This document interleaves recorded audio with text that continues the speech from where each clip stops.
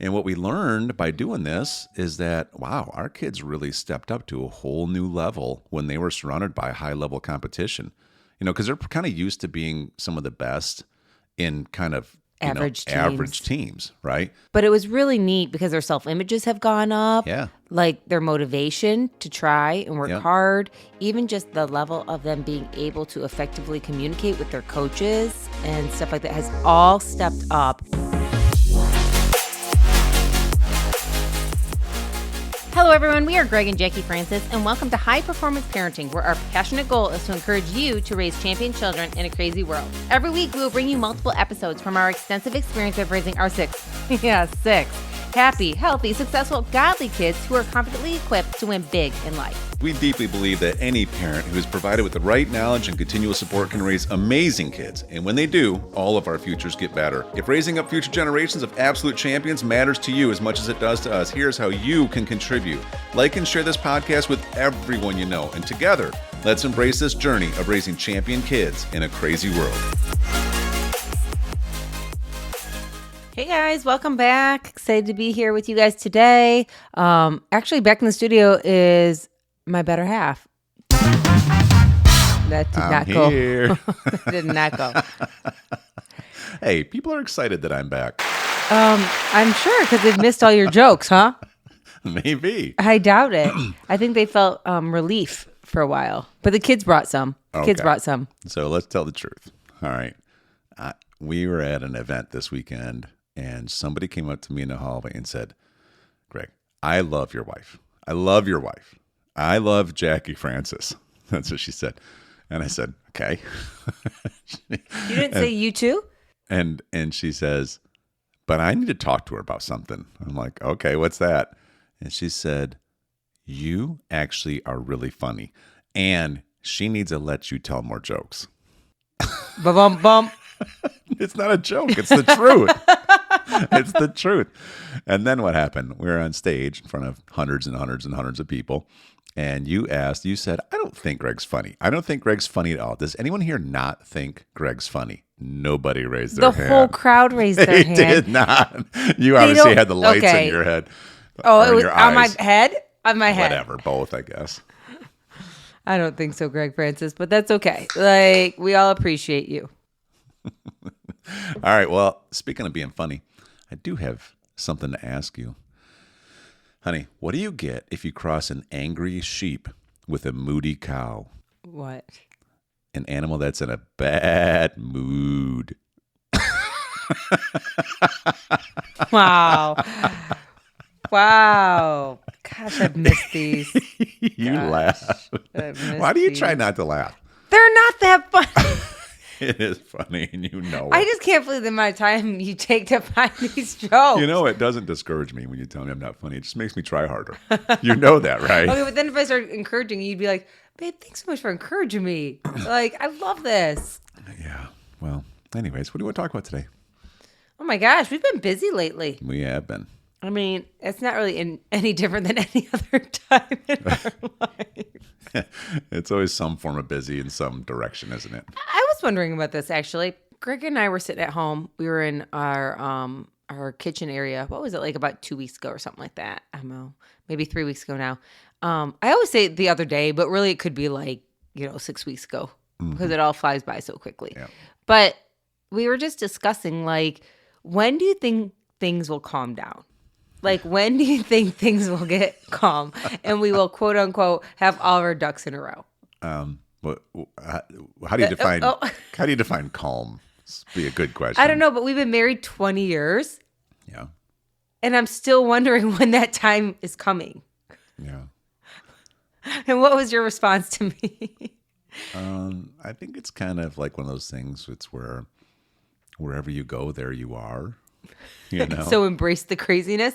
It's one of those things where it's like, if Bob thinks Jim thinks things are crazy, and if Bob thinks Ed thinks things are crazy, and if Bob thinks Julie thinks things are crazy, maybe it's Bob. Right, just like that awesome book, yeah. Yeah, and so I think that's us. I think that we actually enjoy a level of chaos. We flirt on both sides of it. If it calms down too much, we add more stuff on our plate because we feel like we're not being productive enough or doing enough. And if it gets too much, then we complain about why it should come back to not being so chaotic. It's our life dance, I think, is what we do. And, it's just instead of fighting it, we just embrace it.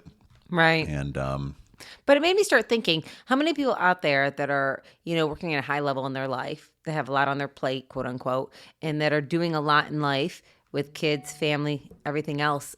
I mean, are they too obviously living at a level of craziness? Yeah, I think I don't know if it'd be called craziness. I just think that one thing that we have learned is how to over time figure out our capacity, what we care about the most, what things we I think what's healthy chaos for us versus unhealthy chaos for us.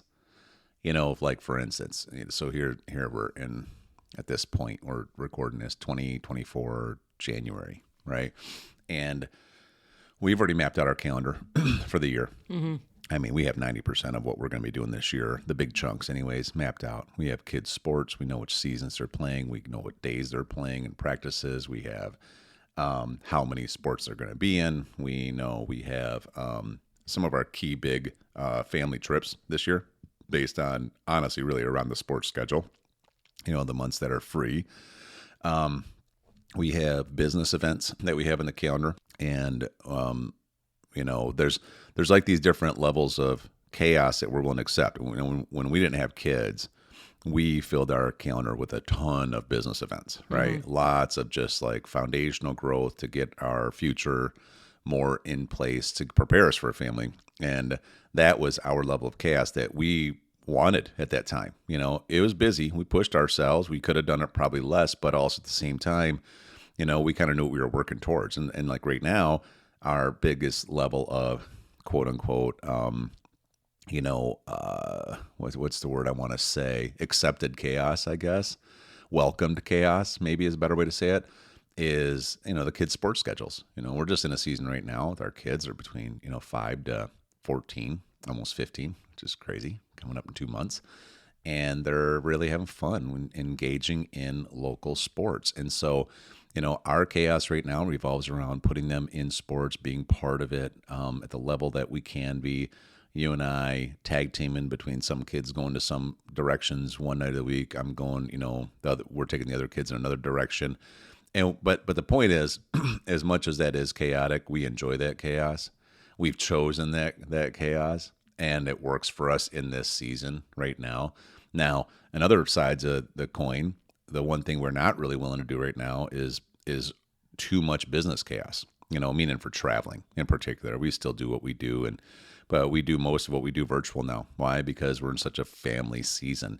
Doesn't mean we're not productive. Doesn't mean we're not increasing. Doesn't mean we're not winning. It just means that, you and I have really discussed this, and our priority is to physically be at a lot of sports things, but still at the same time succeed in business things, right? And that might shift, down the road. We might do different stuff. We might have a high priority on traveling, once the kids are out of sports and stuff like that. We don't know. But right now, that's our season, right? Yeah, and I think that's the biggest key right now is to embrace the season that you are in, and that every season changes. Mm-hmm. Probably as parents, you can remember when your kids were younger, that season of, the newness of it all and the unpredictability and just, along with some schedules at the same time. And maybe things were limited as far as what you could do because your families were so small and young. And then you see the season when they're very active. The kids are very active and they're in all kinds of activities and maybe you're more flexible with wanting to put time into that. And then there's a season when they're older and maybe, they don't need you to be the taxi driver all the time or the person with them next to them at every sporting event. And then there's a season for that also. And so I think that's kind of what we're going through right now. We're kind of embracing the season that we're in right now, while at the same time being very passionate about what we want to do as far as business and goals and whatnot. But I think we're also smarter with our time. Yeah. We've learned along the way what it looks like for us to overbook our calendar with too many things. And that could be sports, that could be business, that could be social time. It could be any of it. We've gone to the extreme of all of them in the wrong way.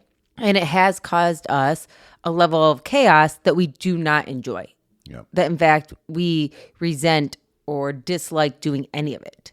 And so learning the hard way, when you brought up the big calendar that we just did, how important it is that, you really are on the same page with what matters. And you're really planning. And then you follow through with it. There's been times when we've planned a lot. Maybe it was more business endeavors in a season. Yep. And after that year, we looked back and we were like, although we had a great time doing what we said we would do, this upcoming year, we want to do a new shift and focus on something else. And I think that's healthy. I think that's healthy when, a couple sits down and discuss what's best for them long-term for the next season. It doesn't have to be forever, and to both embrace that when you are in it then, because you've committed to that. Yeah. Yeah, for sure.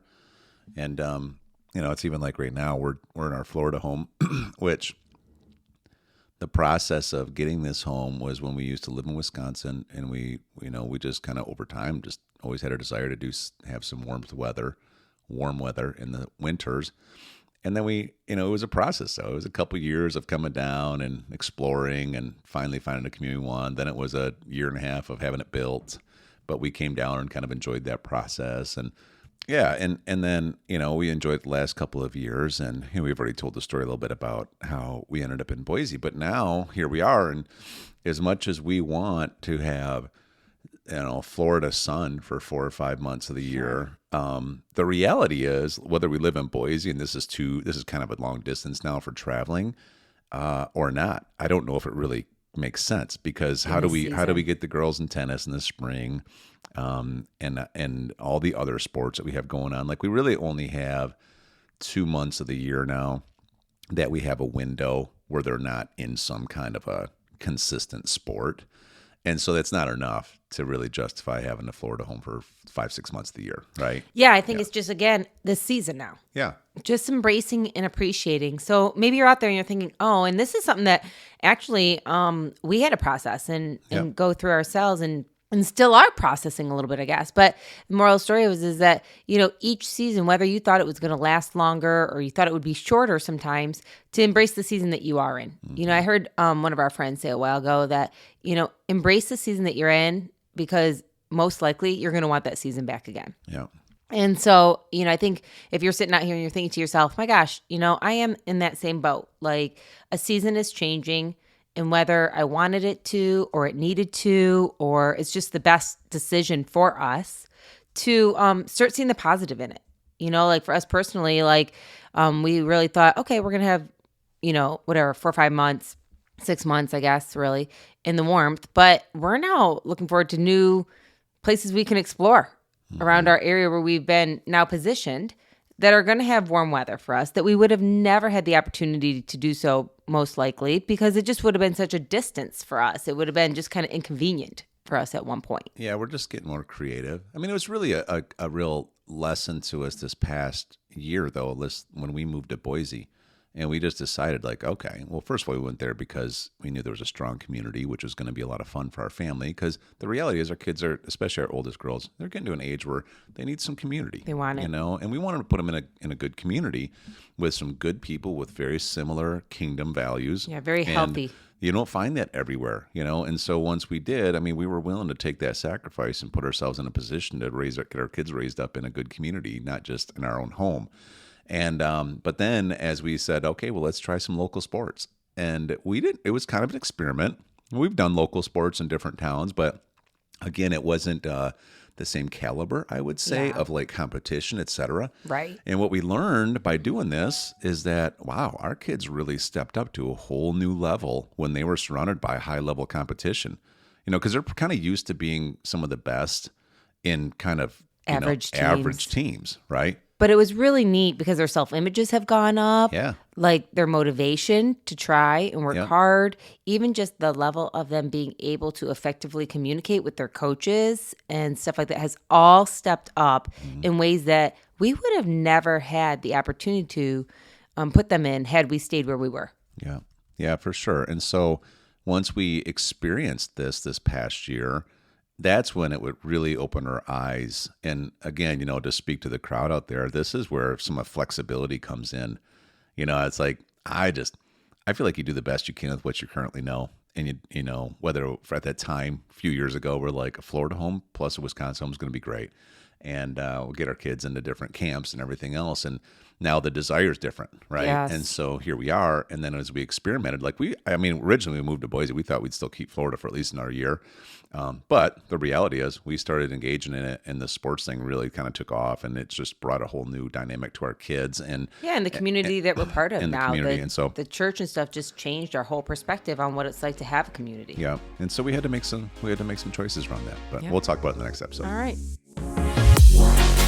Hey everyone, thanks for listening and thanks for your love and support. We hope that today's episode added tremendous value to you and your family. It would mean so much to us if you would partner with us on our mission of helping parents around the globe raise champion children in this crazy world. To do so, simply take a moment to like and share this podcast with everyone in your network. See you next time.